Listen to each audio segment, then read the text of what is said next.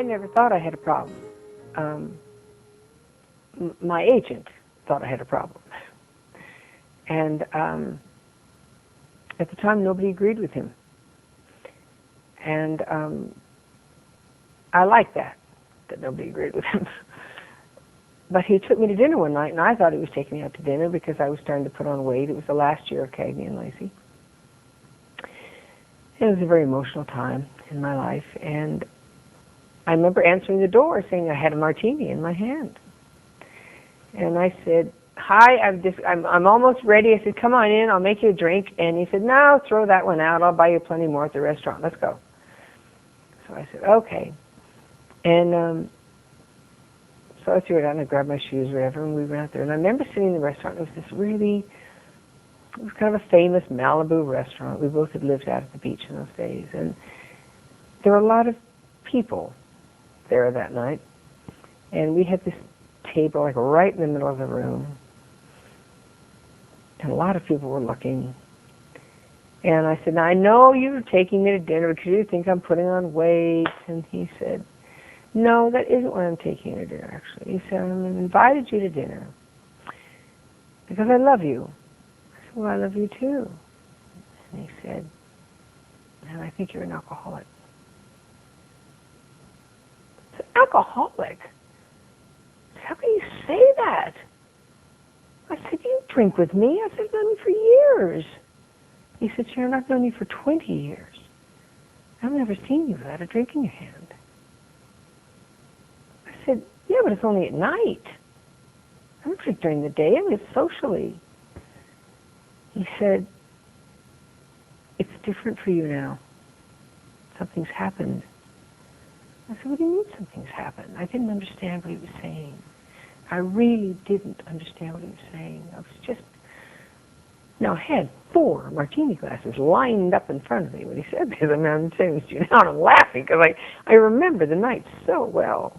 And I remember looking down, there were these martini glasses all lined up. But he said that I can't remember all that he said, probably due to the 4 martini glasses. But I remember saying, "Stop it, stop this, everybody's looking at me." And I was crying. I said, "Stop it, everybody's looking at us." He said, "Let them look. I don't care. I may lose you as a client, and I may lose you as a friend. But I'm afraid I'm going to lose you." And I think he thought I was going to die. And I asked him later about it, and I think he saw this depression, this huge depression happening, this change of personality that I did not recognize. I was genuinely unaware. It's because I think of my background. I think I was raised in this home I told you about. But now I look at it, and my mom and dad are dead now, but now I know my mom was an alcoholic. But I didn't know that at the time. I didn't know that until after I had become familiar with alcoholism. And now I see it big time. You know, I'm not one of these people. I know what I feel like. I feel like I'm one of these kids. I don't know what you have in England, but or in Ireland, but in America, in grammar school, we have a thing called junior fireman. And when you're a junior fireman, you go to school and you learn all about the fire hazards that you could have in your home. And you learn all these things. And then you go home and you report your parents for all the fire hazards that are going on in your house. So that's what it feels like to me, right? Well, I've been to Hazelden, and now I'm going to go home and I'm going to blow the whistle on my parents. And that's what it feels like. You know, I don't mean it that way. It's just that my mom was an alcoholic. Big time. And I loved her dearly. And I miss her. And I came by it naturally, but that was kind of my role model. But she wasn't falling down. She wasn't abusive.